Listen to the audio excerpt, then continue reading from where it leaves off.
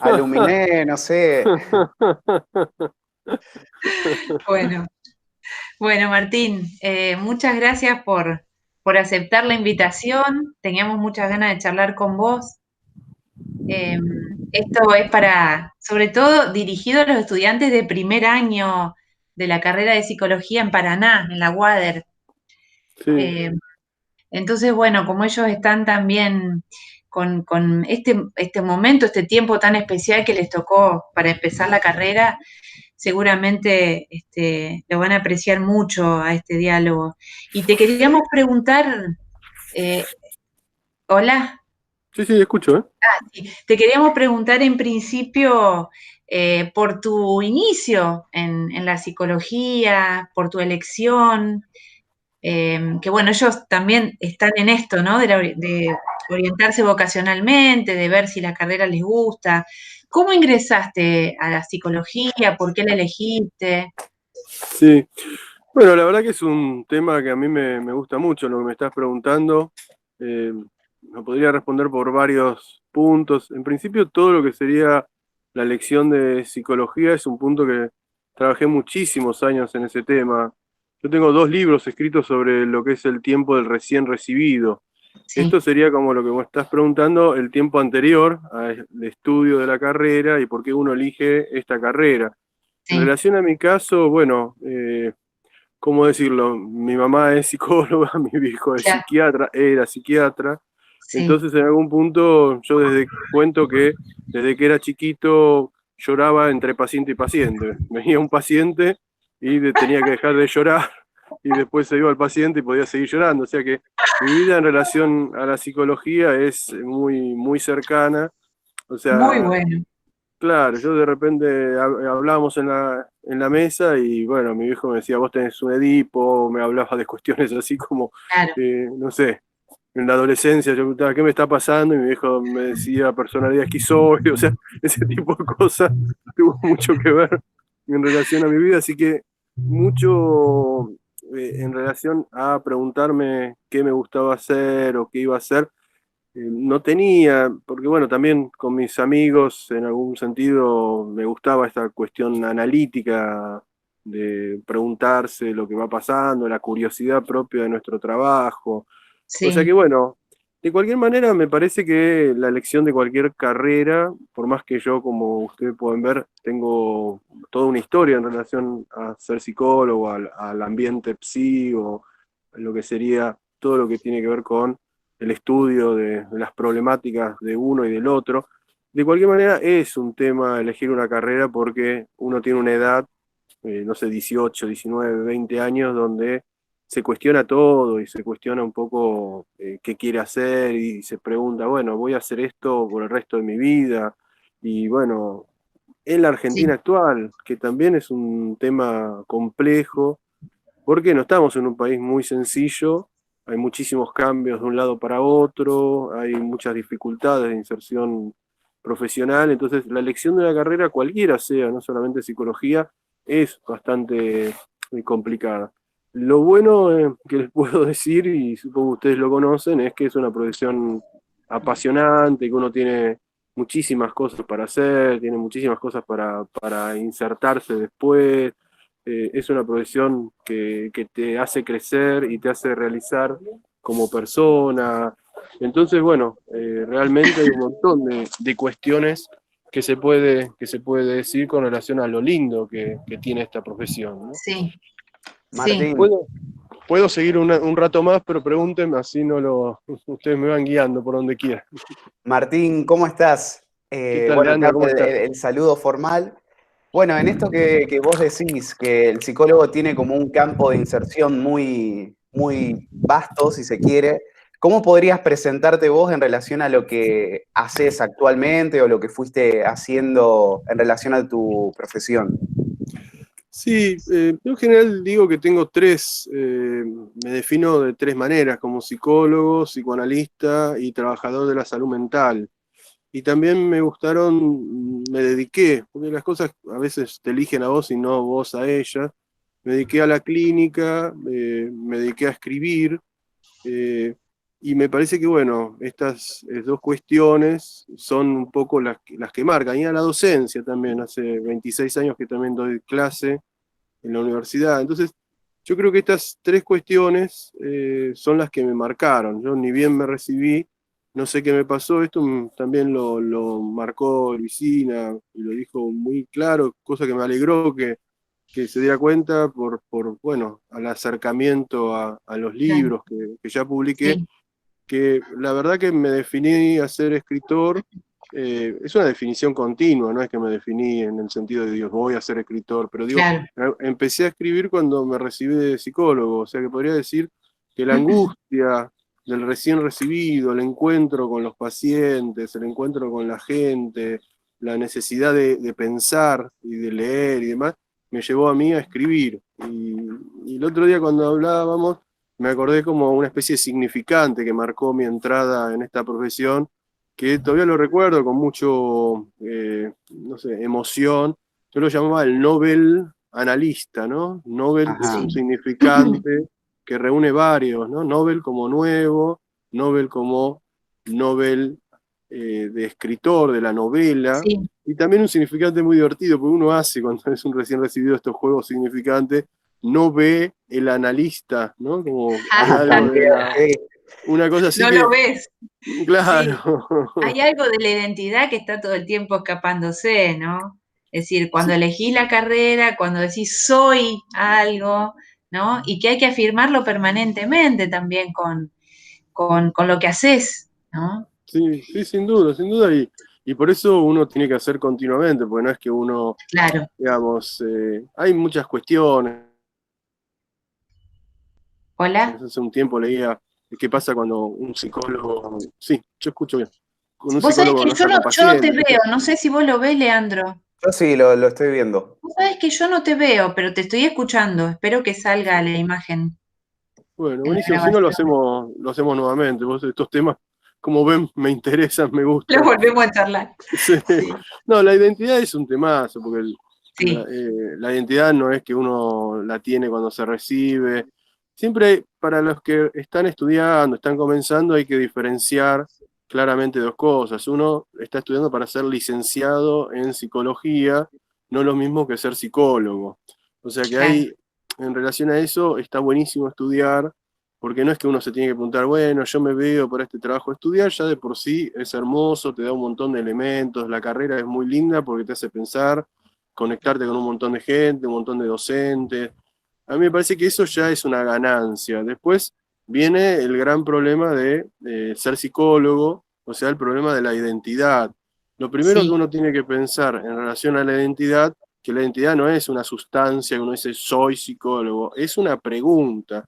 Y yo esa así es. pregunta la investigué y le di vueltas, la di vuelta por la angustia que me trataba, me tomaba, y esa pregunta la identifiqué de una manera que la puedo decir de varias maneras, pero una es, ¿qué voy a hacer ahora?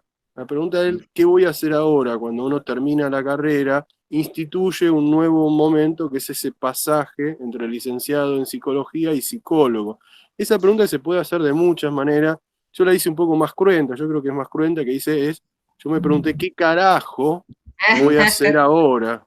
El Exacto. carajo, claro, Con el más carajo, pasión era la pregunta. claro, sí, más pasión, y vos sabés que el carajo es, si te lo pones a pensar, es ese lado de la nave donde se puede mirar Sí, para el firmamento, donde así es. ahí donde se puede gritar tierra o no tierra, pero tiene que ver con un tema fundamental, que es lo que estamos hablando, que es el destino.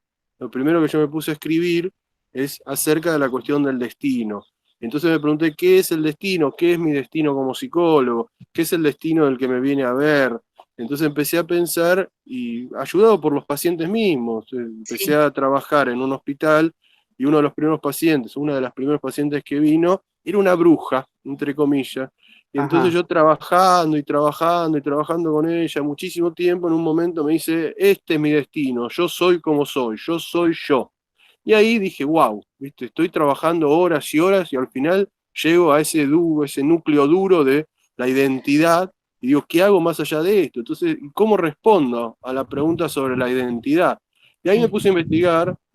Vieron cómo se van armando las investigaciones a partir de obstáculos, a partir de dudas y sí, angustias. Y una de ellas fue la noción de destino, ¿no? ¿Cuántos destinos hay? ¿Hay un solo destino? Y bueno, a partir de eso fui escribiendo mi primer libro que se llamó ¿Dónde fueron a parar las escobas voladoras de las brujas? Ese fue el Sí, primer libro que hablaba del destino, de los tipos de destino y también de mi destino como psicólogo, psicoanalista, trabajador de la salud mental. claro. Sí, a mí siempre me impactó. Sí, vengo siguiéndote desde tu primer libro, prácticamente. Has tenido también la generosidad de acercármelo siempre, sos una persona muy generosa, o sea, no estás calculando de vender el libro, sino de que llegue, de que se lea, digamos, eso es para rescatar, no es muy común. Y, y siempre seguí esto, me impresionó mucho y me pareció algo para tener en cuenta, para imitar en un sentido, ¿no? De cómo ibas armando tu carrera, tu trayecto, eh, digamos, lo que estabas pensando en relación a poder escribirlo, a cómo fuiste elaborando los momentos con los que te encontraste, con la escritura, ¿no? Hay una circularidad ahí muy contundente, muy notable, ¿no? Eh, Digo, la relación que hay entre la clínica y la escritura en vos se ve de una manera muy notable, eso digo, ¿no? Eh, A mí me parece que el tema es seguirse el rastro. Yo muchas veces pienso que claro, salud mental es seguir el rastro de los problemas que uno va teniendo. Entonces, si vos te perdés, si vos sentís, no sé, que estás en un lado y estás en otro, y eso es el problema, ¿no? Los problemas están continuamente y nuestra práctica profesional está llena de dificultades, de angustias, de cosas apasionantes, de encuentros con los otros. Es muy linda la profesión desde todo punto de vista. Lo que pasa es que el riesgo es perderse, y la escritura a mí me ayudó a darme sí, cuenta por dónde andaba. En relación a eso, por ejemplo, los primeros años, yo siempre digo que es muy necesario marcar por dónde uno anda. ¿Vieron como uno dice, tira una piedrita para después reencontrarla después, para ver dónde estuvo y dónde está? Y bueno, eso me llevó a escribir. Siempre lo mío fue un poco la crónica, por eso el segundo libro es una crónica de una residencia. ¿Qué sería sí, la crónica? Mostrar qué era lo que iba pasando año a año a partir del encuentro con los pacientes, el encuentro con el hospital público, el encuentro con la pobreza, el encuentro con las problemáticas de esa época. En esa época era la problemática que estábamos viendo a los comienzos de Menem y sí. todo lo que traía, todo nada, este empobrecimiento general que comenzó también sí, con Menem, después siguió, bueno, y siguió, no nos vamos a meter en ese tema porque es arduo, pero digo, Y eh, repetido, claro, y repetido, así que bueno, es un tema que, nada, es otro punto que es importante, que es la relación entre psicología y política, que Sí. uno lo toca todo el tiempo y aparece y reaparece, pero bueno, esa crónica me llevó a empezar a darme cuenta de las problemáticas y estas cuestiones que realmente para mí fue, y lo vengo diciendo hace 15 años desde que me recibí, después, bueno, obviamente toqué muchos otros temas, pero ese tema siempre daba clases y seminarios, avisándoles a los recién recibidos que iban a pasar una etapa que dura entre 5 a 10 años después que uno se recibe, que se llama el tiempo del recién recibido, que te pasan cosas muy, muy, muy importantes, muy fuertes, que si no estás advertido, se la siente puede ser mucho más complicado. Entonces, yo me preguntaba, ¿cómo es posible que nadie haya dadose cuenta de que ese tiempo profesional del recién recibido hay que estudiarlo, hay que investigarlo, tiene un montón de vericuetos que, bueno, si tienen ganas después los podemos profundizar, pero realmente hay que darle una importancia al tiempo del recién recibido. Y me pasé muchísimos años dando seminarios, charlas, escribí 2 libros sobre el tema y sigo hablando del tema como estoy haciéndolo ahora porque uno se recibe, yo siempre cuento la experiencia de la residencia, los que estábamos ya no en primer año, sino en segundo, sino en tercero, o ya en el cuarto año, nos sentábamos con una cierta maldad a mirar a los que entraban en primer año a ver qué les pasaba, y les pasaban cosas complicadas a nivel físico, a nivel psicológico, porque es muy fuerte el encuentro con lo real, como dice Lacan, que es sí, el encuentro con la clínica, que es el encuentro con el otro, Porque imagínense que los que se reciban van a tener en general 25, 26, 27, 30 años y van a atender gente de 60. Entonces te encontrás de repente con una multiplicidad de datos y una multiplicidad de edades, una multiplicidad, trabajás con uno de 4 años y después de eso viene otra persona de 70. Entonces, a veces contaba gracioso que la interpretación que yo le tendría que haber dado a un tipo, al pibe de 4 años, se la daba al de 70, y el de 70 le iba bárbaro. Esta interpretación que yo me había equivocado la había dado tarde, digamos. Pero bueno, son estas cosas lindas de esta profesión, ¿no? Sí, sí. Bueno, fuiste haciendo ese trabajo para amortiguarle al otro algo de esto, ¿no? Y Que sí, esté advertido, que sepa que, como vos decías en el libro, en el último, que le falta calle, ¿no? claro. Alguien cuando Sí, se recibe, todavía te falta calle. Sí, Que tenga también, la paciencia como para transitar eso, de ir adquiriendo calle, sí, ¿no? que el momento también de recibirse es un momento como inaugural, en el sentido de que sentí la satisfacción de poder haber terminado o culminado los estudios, que da gratificación, pero al mismo tiempo se formula la pregunta, como decías vos, bueno, ¿qué carajos hago ahora?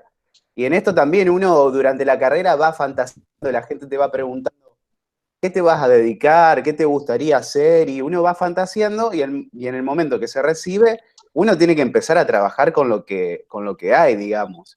Y ahí después está la búsqueda y el encuentro, digamos, con esa identidad que es una identidad no es una búsqueda permanente, porque lo que vos fantaseabas no corresponde al encuentro con esa práctica y se va reformulando permanentemente y no deja de ser un trabajo que genera angustia, pero que moviliza y que propone, digamos, como esa búsqueda para tramitar eso que genera malestar. Sí, Sí, sí, sin duda, me parece, Leandro, lo que decís es muy pertinente porque uno se recibe y después, nada, uno dice, bueno, yo me quiero dedicar a trabajar con adultos de tal edad, me interesa tal cosa, y después de repente te encontrás con que entraste, como fue mi caso, en el trabajo con niños. Yo no tenía claro. ninguna intención de trabajar con niños y de repente una persona, por azar, se encontró conmigo, yo me encontré con esa persona y me dice, necesitamos a alguien para trabajar en tal lugar. Y bueno, ¿cómo le vas a decir que no? Y después, bueno, me fui especializando en el trabajo con niños, después los niños fueron adolescentes, entonces me fui especializando en adolescentes, después esos adolescentes se convirtieron en Claro, adultos, y así sí. sucesivamente, y bueno, prontamente seré un especialista en gente de adultos mayores. Entonces, vos vas cambiando en la medida que van cambiando los pacientes y también vas cambiando vos, y siempre... Dentro de lo posible, ¿no? Es decir, entre lo que querés y lo que podés, lo que el trabajo que aparece, Sí, ¿no? sin duda, sin duda. Eso es lo lindo que tiene esta profesión, que te va abriendo puertas. En esas puertas uno que tiene que estar un poco animándose. El Sí, ánimo es un tema no menor, porque el ánimo es el alma, viene de alma, entonces uno tiene que tener el alma y las condiciones y la posibilidad de pensar. Y yo creo que en esa posibilidad la escritura es muy ligada a nuestro campo profesional. Yo creo que uno lee y escribe. Y bueno, en la medida que yo fui aprendiendo a escribir, me fui animando cada vez más. Y bueno, hoy en día estoy en una etapa muy creativa, por suerte, porque esta pandemia justamente genera la posibilidad, o te deprimís un poco o tratás de hacer algo novedoso de todo esto. sí, Así que bueno, poco al Vicina le acerqué algunos libros, el último que escribí es sí, El Homo Selfie, y sí. después hace muy Prácticamente poquito. has escrito cada 2 años libros. Estábamos Sí, estudiando tu, tu sí, sí, cada dos currículum. años, sí, sí, Cada sí, 2 años. Es un buen tiempo, es sí. una buena secuencia. Bueno, ¿querés contarnos de tu último libro? También, bueno, Sí, quiero decir que ayer me llegó, me mandaste un capítulo que me parece también que puede ser otro libro aparte que se llama Pandemonio. Bueno, pero hablemos si querés de Homo Selfie primero y después comentamos lo más reciente. claro. Homo Selfie es un libro que se fue armando a partir de ver el tremendo cambio que está aconteciendo en todos nosotros, en todas nosotros, por el tema de los celulares, las pantallas inteligentes. Yo creo que los celulares que hablan de lo que podemos llamar el tiempo real, estos cambios tan particulares que estamos viviendo, a partir de eso, bueno, hay cambio en el trabajo, hay cambio en cómo se atiende, hoy en día se está atendiendo mucho por videoconferencia, pero bueno, todo eso fue conformando lo que denominé, porque ven que a mí me gusta denominar cosas, nombrar, parte de mi escritura es ponerle nombre, invento, obviamente invento desde lo más cercano a la realidad que puedo, un concepto que llamó Homo selfie, es el hombre, el hombre-mujer, ¿no? Homo por lo que llama el género, que se acerca de una manera, se está mirando continuamente, lo que estoy haciendo un poco ahora, ¿no? Estoy mirándome en la pantalla, estoy mirándolos en la pantalla, nos estamos mirando a través de la pantalla, y esto constituye una nueva época, y esto se ve muy claro con el COVID-20, de alguna manera yo llego a una hipótesis, no solamente yo, sino muchos intelectuales que han nacido del siglo XXI a partir de estas épocas, a partir de esta viralización tremenda, pero la viralización no es de ahora, sino que la viralización ya sabemos que viene hace 20 años a esta parte y ahora fue, bueno, un momento cúlmine, para decirlo de una manera, pero se puede hablar muchísimo de lo que sería lo que es la selfie, lo que es hoy en día selfiear, lo que es stalkear al otro, nuevas formas de conocer al otro, las dificultades que tienen los niños con esta adicción planetaria que son las pantallas, las dificultades que va a traer en la socialización, el tema de tanta pregnancia de las pantallas en la vida de cada uno de nosotros. Una cosa tremenda que hace poco descubrí que la digo porque la verdad que es muy llamativo.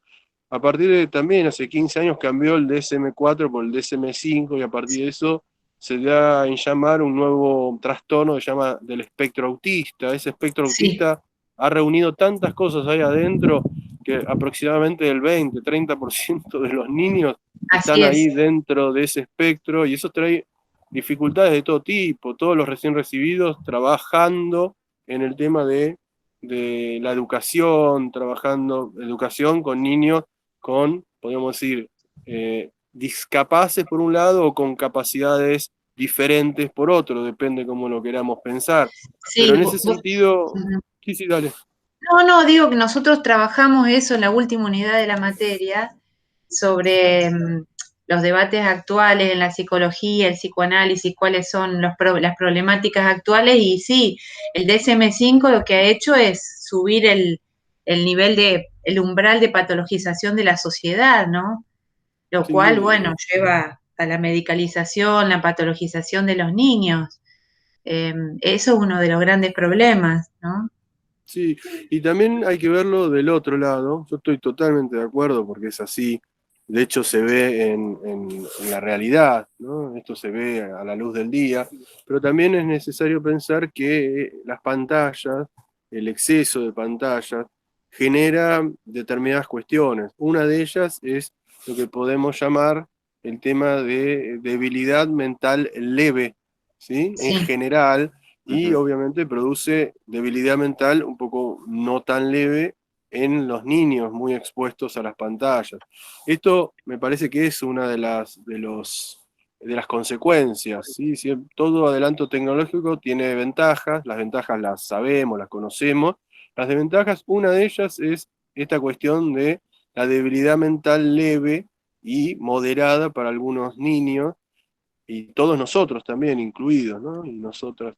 Me parece que también el tema trae otras consecuencias.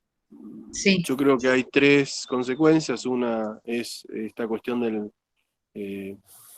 lo leve, ¿sí? De cierta debilidad mental. Después, bueno, cuestiones psicosomáticas que están a la orden del día, con lo oncológico. No sé si ustedes han percibido el aumento de cantidad de casos de oncológicas y psicosomáticas en general. Y también problemáticas adictivas, ¿no? De todo tipo. Adicción al celular es una, adicción a drogas es otra, adicción a personas es otra, y que tienen que ver con las problemáticas del acto, de la impulsividad y todas estas cuestiones, ¿no? Claro, pero yo te pregunto esto, ¿no? ¿No pensás que tiene que haber algo más para que pase? No solamente por supuesto que las pantallas tienen una pregnancia fabulosa, ¿no? Son son muy intrusivas, digamos, y son muy eficaces en lo que hacen, ¿no?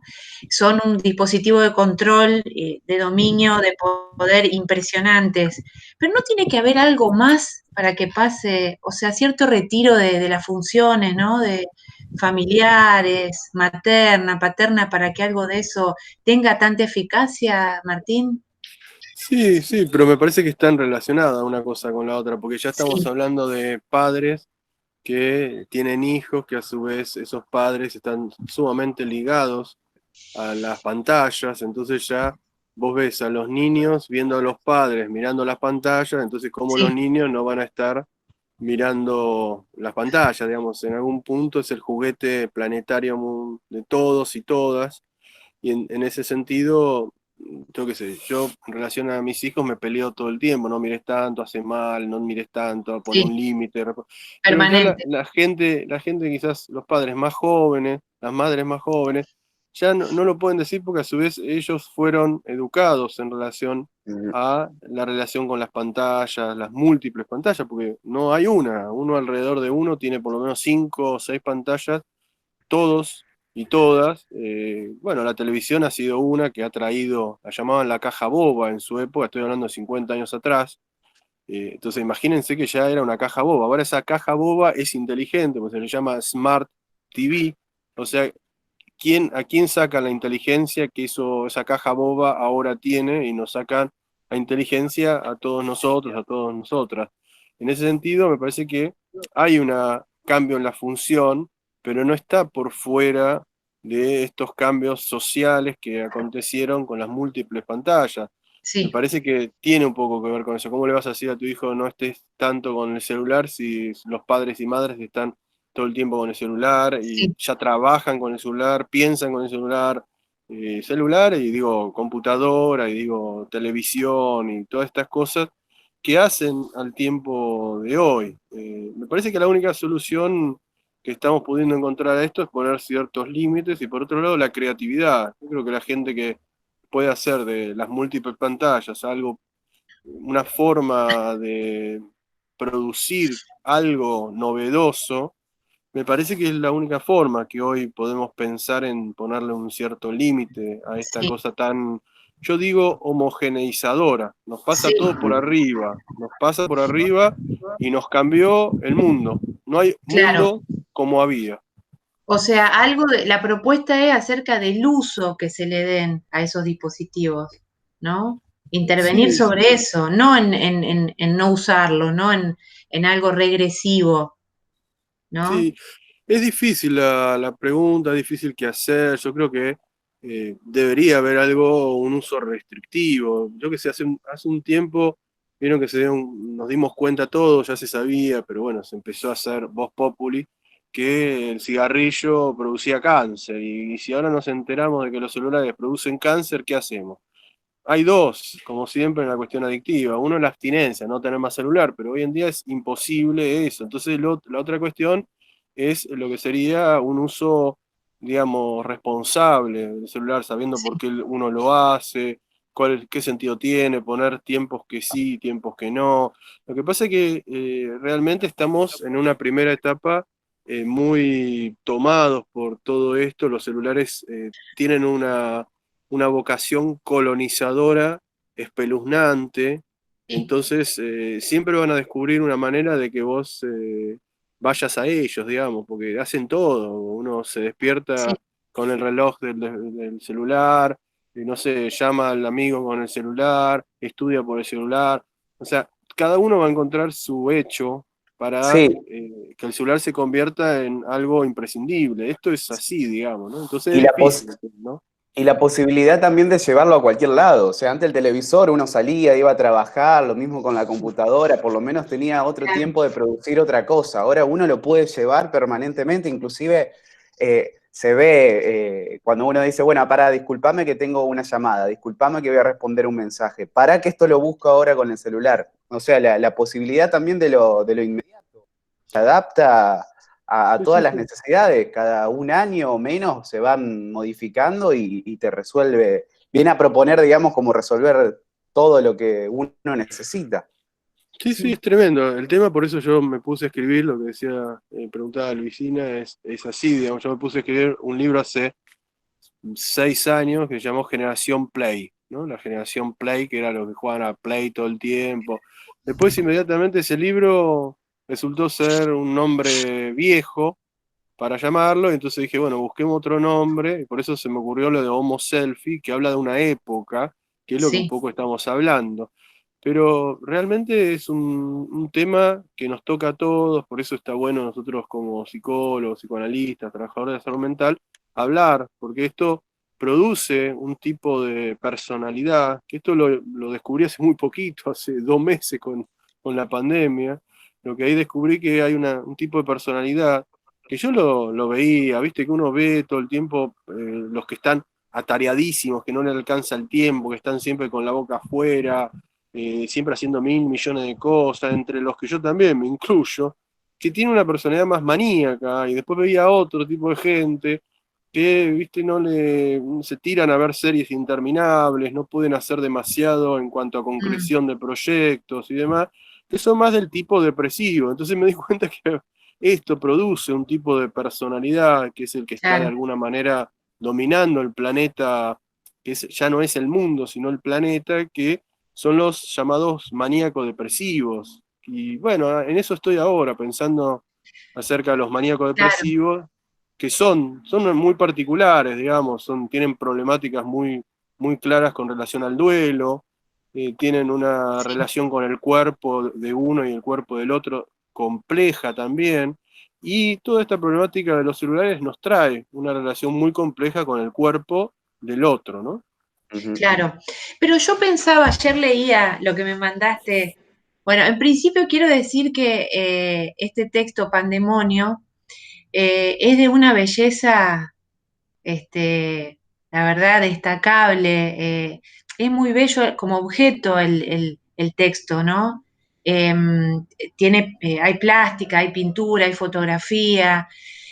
No no niega la intertextualidad, o sea, la idea de que vos, no hay una cosa de que vos te querés destacar ahí con tu nombre, sino que reconoces las pertenencias y las referencias permanentes con las que estás pensando. Eso me encantó del texto. Y hay conversaciones ficticias, bueno, otras que no, pero... Y después eso de pequeños mensajes o pequeños fragmentos de pensamiento, ¿no? Me parece absolutamente actual y algo que es muy leíble, ¿no? Es para esta época justamente, pero que no niega la profundidad de la idea, ¿no? Pero sí la presentación me parece eso, muy de la época. Teniendo en cuenta que también pensar lo contemporáneo es muy difícil. O sea, estar pensando algo que nos está pasando en la actualidad Sí. no es algo fácil. Uno expone una especie de estado de la cuestión, ¿no? Y hay una idea ahí, perdón, pero una idea que me parece clave, que me impactó mucho, que vos decís que el siglo XXI empieza con este acontecimiento, ¿no? Sí. Y yo todo el tiempo estoy pensando, mientras leo el texto, ¿qué lugar le queda al psicoanálisis Ujú. con esto, no? Digo, ¿tiene un lugar el psicoanálisis? Esto, Mm, eh, sí. digo, también quiero hacer otra pregunta enganchando lo que venías diciendo, ¿no? Vos hablas de lo maníaco depresivo, pero también no es una reacción, eso, maníaco depresivo, a, a cómo el capitalismo gesta un lazo que tiene que ver con lo perverso, ¿no? Porque de alguna manera enfrentarnos a lo ilimitado es algo que tiene que ver con una estrategia perversa, ¿no?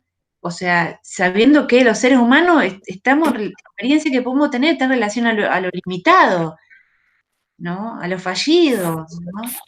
Sí. Bueno, hice muchas preguntas juntas. No, no, está bien, más que una pregunta es como un pensamiento, me parece, y está piolísimo, porque la verdad que son pensamientos para seguirlo, digamos, qué Sí, lugar en esta época para el psicoanálisis, que de alguna manera propone una visión alrededor del deseo y de la propia implicación en el deseo. De alguna manera el riesgo está, digamos, de quedarnos un poco por fuera de esta historia que avasalla, ¿no? En ese sentido, bueno, me parece que una de las maneras es mostrar dónde estamos parados, ¿no? El psicoanálisis un poco muestra dónde hemos quedado detenidos, dónde estamos parados, qué es lo que nos llevó a estar donde estamos. En ese sentido, bueno, el deseo de nosotros como psicoanalistas es lo fundamental, eso es lo que tiene que estar. Después, cómo van llegando los pacientes, y bueno, me parece que tenemos que entender que en una época llegaron neuróticos, en otra época llegaron perversos, ahora llegan maníacos depresivos, entonces tenemos que aprender a atender a esta personalidad novedosa y bueno, quizás va a tener que cambiar nuestra forma de trabajo, pero bueno, siempre hay que apostar a que el trabajo está. Yo creo que los seres humanos, más allá de poder eh, cambiar con las épocas, tenemos necesidades que son constantes, digamos. El arte es algo que estuvo siempre y va a seguir estando siempre.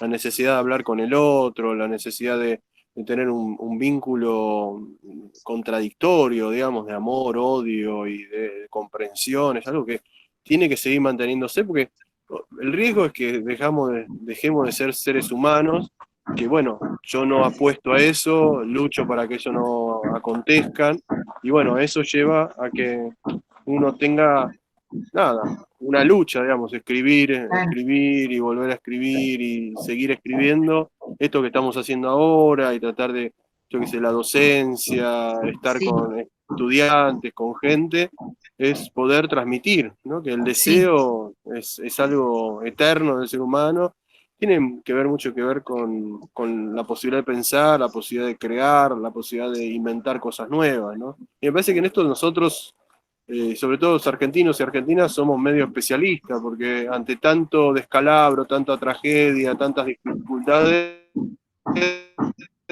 continuamente tenemos que estar inventando cosas nuevas, ¿no? sí, Ahí sí. está pasando un Estamos auto, más un entrenados segundito. para, estamos más entrenados para lo Sí, hay, inesperado, ¿no? sí, yo creo que sí, que es una época muy así, y al mismo tiempo es una época donde nuestro trabajo está, yo no voy a vender algo que no es un trabajo que, como todos los trabajos que implican la relación de los seres humanos, es un trabajo que está siendo muy cascoteado en el sentido de que bueno, una época muy difícil para el ser humano, ¿no? Más allá de que tengamos un momento muy especial en cuanto a que tenemos unos adelantos tecnológicos que son muy llamativos, esos adelantos también nos encierran en celdas, nos alejan unos con otros. Pero bueno, también es el riesgo que hubo siempre ante adelantos tecnológicos que hubieron desde hace 300 años a esta parte. Lo que pasa es que esta época es muy especial, implica pensar, como decía recién, una nueva era del ser humano que se llama Homo Selfie, para mí, ese es Sí, el nombre que yo le pongo, que es como, bueno, estaba el Homo sapiens, el Homo sapiens sapiens, bueno, este es un nuevo ser humano que está muy ligado a estos nuevos bichos, gadgets tecnológicos, que tienen un poder de, de meterse ahí en tu falda, por eso vos hablas de perversión, ¿no? sí. Me parece que, bueno, ese es un punto importante a tener en cuenta, ¿no? Martín, Sí, te quiero hacer una pregunta.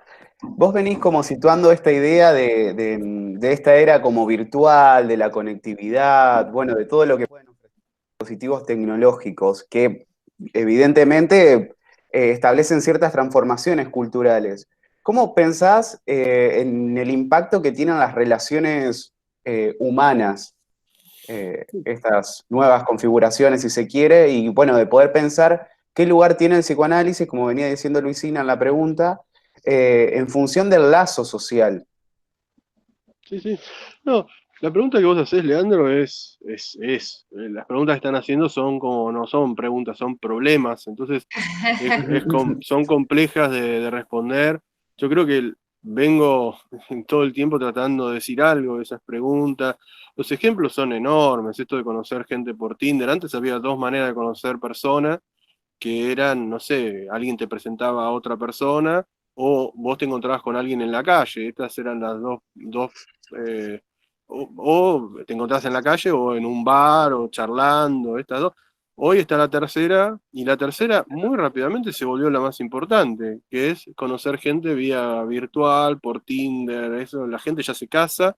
Otra vez fue un casamiento y el juez de paz le preguntó, ¿y cómo se conocieron? Por Tinder. Y todos nos quedamos así. Hoy no nos quedaremos ninguno así porque es la forma más normal de conocernos y conocernos.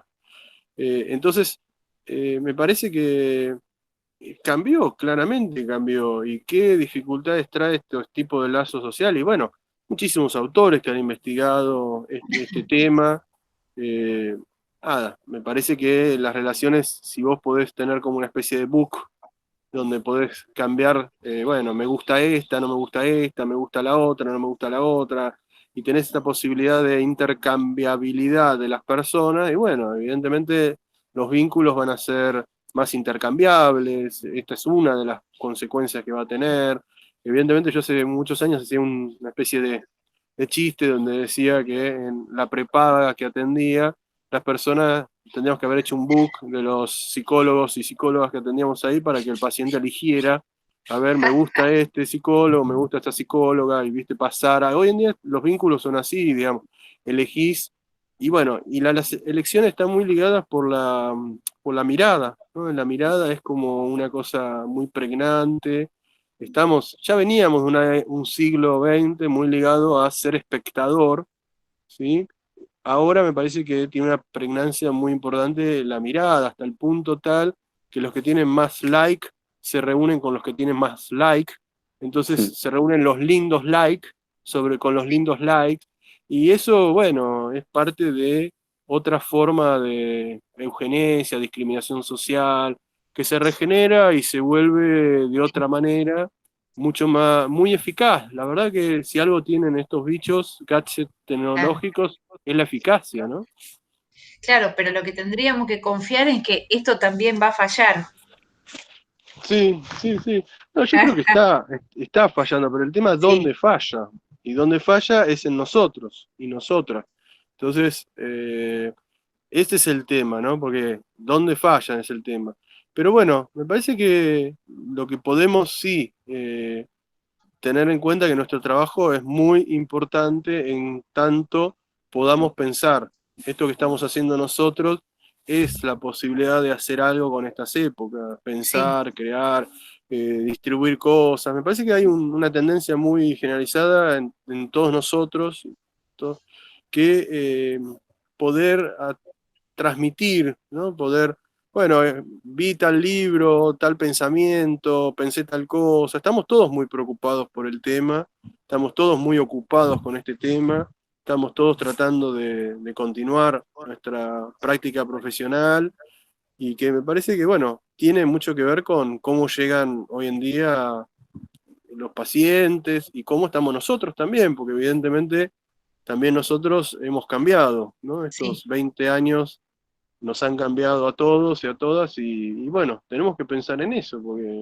y dejar huellas, ¿no? Porque yo que sé, dentro de 20 años andás a ver en qué estemos, pero bueno, tenemos que Mm, saber que hace 20 años y ahora ha nacido el siglo XXI, bienvenido sea Homo Selfie, estamos en el pandemonio. claro, claro, sí. Y ese pensar que, que reviva algo de lo heterogéneo, ¿no? De lo que vos planteabas, tan perdido. Porque vuelvo a esto, me gusta la forma en que pensás, porque pensás con otros que hablan de otras cosas. Pensás con el arte, pensás con lo cómico de Rudy, por ejemplo, con el chiste, ¿no? Bueno, y eso revive la episteme freudiana, la forma de hacer, de producir saber muy freudianamente, ¿no? Tomando el Gracias, arte, el gracias. chiste. No, es que realmente, o sea, otros discursos que no son la exclusividad, ¿no? Lo puro del psicoanálisis. Y bueno, lo hace muy, muy atractivo y muy vital y ayuda a pensar en este momento de tanta intertextualidad, ¿no? Tanta Claro, polifonía, ¿no? sí. Yo creo que claramente de a poco una intención, me fui dando cuenta. yo también de lo que quería hacer. Entonces lo fui tratando hace 7, 10 años. En realidad siempre escribí de esa manera. Lo que pasa es que al principio uno está más tomado Sí, ¿cómo decirlo? Por cierta super yo académico. disciplinar también, Entonces, ¿no? Sí, sí, sí. Pero siempre traté de escribir. Si vos agarrás desde el primer libro, ¿Dónde fueron a parar las escobas voladoras de las brujas? Está llena de epistemología, filosofía y demás. Como todo sí, recién recibido, quería demostrar un poco todo lo que sabía o quería saber, pero siempre la idea era, a partir de un tema que me convocaba, tratar de ser lo más accesible y transmitir. Y fui ganando en esa posibilidad, pero siempre, digamos, yo qué sé, todos los libros, un libro sobre el tema de la mujer, un tema sobre los duelos, todos los libros que fui escribiendo, hay una novela que escribí sobre una separación de un psicólogo con su novia mientras que iban llegando sus pacientes al consultorio y cómo se le mezclaba la vida personal y la vida profesional. O sea, siempre traté de ser lo más accesible y lo más leíble posible. Entonces, bueno, lo que pasa es que estos últimos libros fui armándolos de una manera, con ayuda también de otras personas, como decías, Cristina, que, por ejemplo, Rudy, que me aportó un montón porque tiene una inteligencia, no sí, sé, una brillantez en el humor. Entonces, eso también fue armándome un tinte eh, que por un lado era más contradictorio, por un lado más superficial, en el sentido lindo de la palabra superficial, y por otro sí, lado rápidamente nombrar de una manera graciosa el tiempo que estamos viviendo. Y se fueron mezclando cosas en esta eventualidad de algunos textos de Homo Selfie, casi la mayoría, en forma azarosa me los pusieron los publicaron en un diario, en el diario Página 12. Entonces también se me fue mezclando mucho lo periodístico.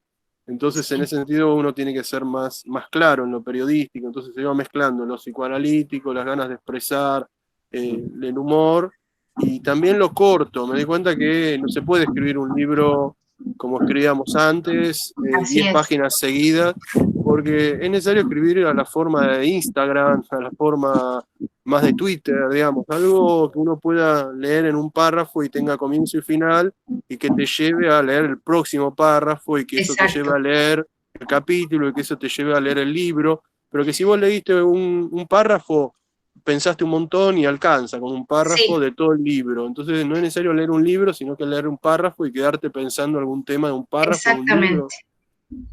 Sí, sí, es otra interacción con el lector, ¿no? Son como pequeñas perlitas que te van causando para seguir leyendo o pensando o ir a otra cosa, digamos. Es muy interesante ese modo. Em, Te agradezco mucho, Luisina, porque la verdad que el libro se terminó ayer, y ayer justo, lo sí, leí. sí, te juro, y ayer lo leíste vos, así Sí. que te diría que sos una de las primeras lectoras, así que todo lo que ustedes puedan hacer para hacerlo circular el libro sería muy, Sí, muy lindo para mí, bueno, ¿no? viene justo porque te vamos a pedir de incluirlo en la bibliografía del programa para que lo lean los estudiantes y puedan pensar Un honor, momentos, ¿no? un honor, y aparte, digamos, contás con toda mi bibliografía, todos los textos Bueno, que quieras, yo qué sé, y si querés te ayudo a poder rearmarlo para que sea bueno, más para los estudiantes, ¿no? muchísimas Algunas puntas. gracias, Tim. La verdad que es un placer hablar con vos, seguiríamos un montón, pero también tenemos que seguir un formato de que Sí, lo sin puedan duda. ver en menos de una hora los chicos, así que eh, bueno, no sé si querés agregar algo más, Leandro, si querés preguntar algo. Eh, A mí me gustaría, bueno, sí, si esto lo van a ver estudiantes, sí, transmitir la gran pasión que sobre todo me atraviesa a mí, y creo que nos atraviesa a todos los que estamos acá, Lucina, Leandro. Es una carrera apasionante y apasionada, y digamos, la escritura es una escritura apasionada y atender es apasión. La gente viene por las dificultades que nos trae también la pasión, y pensar en estas épocas es apasionante porque, nada, lo están llevando por delante y por lo menos saber quién, cómo, dónde, Claro, qué es lo que nos está pasando. Entonces, esa especie de obsesión por conocer dónde uno está parado es una de las cosas más lindas que te puede pasar en la vida, digamos. Entonces, todo el que está estudiando sepa, más allá de la bibliografía específica para tal materia, tal otra, que el gran tema es este, digamos, la pasión del ser humano y las dificultades que tiene, ¿no? así es, así es. Bueno, muchísimas gracias, Martín. No, gracias a ustedes, gracias por esta entrevista, y a pesar de los ruidos, No, estuvo bien. espero que pueda escucharse bien. Bueno, Sí, y la seguimos, ¿eh? En cualquier momento. Cuando quieran, ¿Eh? estoy siempre Ojalá que dispuesto. presencialmente más Sí, adelante. sí. Seguro, ¿Eh? seguro. Yo voy bastante por esos lados, así que cuando vaya, Bueno, sin duda nos podemos ver. bueno, perfecto. Un bueno, abrazo. bueno, Un Martín, Gracias. nos abrazo a vemos. ambos. Un Muchas gracias, abrazo Leandro. enorme, gracias por la generosidad, el tiempo y por poder transmitir y comunicar la idea de poder pensar, de historizar y justamente de no perder este faro que es pensar en las dificultades propias de la práctica y en todo esto que está generando en función de eso. Te Bueno, un dejo beso. un abrazo enorme.